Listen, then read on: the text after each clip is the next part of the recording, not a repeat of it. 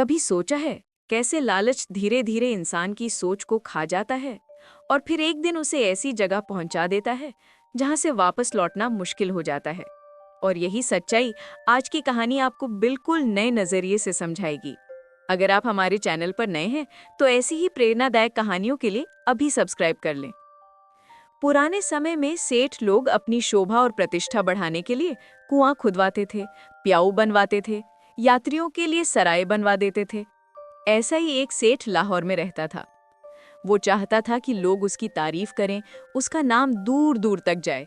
यही सोचकर उसने शादियों और समारोहों में काम आने वाले सैकड़ों बर्तन खरीदकर जमा कर रखे थे। बड़े थाल, कटोरियां, पतीले, कड़छियां, सब कुछ। लोग आते, बर्तन गिनकर ले जाते और काम खत्म होने पर गिनकर वापस कर देते।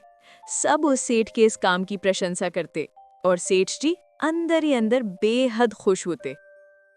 एक दिन उसी शहर का एक आदमी चाय पार्टी के लिए कुछ बर्तन लेने आया। सेठ ने उसकी मदद करते हुए बर्तन दे दिए। जब वो वापस आया तो सेठ के बर्तनों के साथ कुछ अतिरिक्त बर्तन भी लेकर आया। सेठ ने तुरंत कहा, ये बर्तन मेरे नहीं हैं। वो आदमी मुस्कुराकर बोला, सेठ जी, ये तो आपके ही हैं। रात को आपके बर्तनों ने इन्हें जन्म दिया है। बर्तन के बच्चे हुए हैं, इसलिए ये भी आपके ही हैं। सेठ पहले तो चौंका, लेकिन अगले ही पल लालच ने उसकी सोच को जकड़ लिया। उसने कुछ सोचे बिना वे अतिरिक्त बर्तन भी रख लिए। अब कुछ दिन बाद वो आदमी फिर आया, फिर कई बर्तन ले गया और लौटाने आया तो फिर कुछ और बर्तन साथ ले आया। अब सेठ की झिझक पूरी तरह खत्म हो चुकी थी। लालच ने उसकी आंखों पर पट्टी बांध दी थी। और फिर एक दिन वो आदमी बोला, सेठ जी, इस बार लंगर है, सारे बर्तन चाहिए, यहाँ तक कि आपके घर के कीमती बर्तन भी। सेठ जी खुशी खुशी अपने सभी बर्तन उसके हवाले कर देते हैं। लेकिन इस बार वो आदमी लौटकर आता ही नहीं। पहला दिन, दूसरा दिन, तीसरा दिन, कुछ नहीं।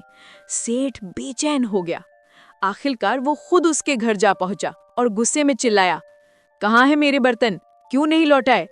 वो आदमी मासूम चेहरा बनाकर बोला, सेठ जी, क्या बताऊं, आपके बर्तन तो उसी रात परलोक सिधार गए। सेठ क्रोध से कांप उठा, अरे बर्तन भी मरते हैं क्या? वो आदमी रहस्यमयी आवाज में बोला, जब बर्तन बच्चे दे सकते हैं तो क्या वे मर नहीं सकते? सेठ चुप हो गया। उसका सिर शर्म से झुक गया। उसे पहली बार समझ आया कि लालच ने उसे अंधा बना दिया था। इस कहानी से हमें ये शिक्षा मिलती है कि लालच शुरुआत में मीठा लगता है, लेकिन इसका अंत हमेशा दुख में ही होता है। लालच इंसान की बुद्धि, विवेक और सम्मान सब छीन लेता है।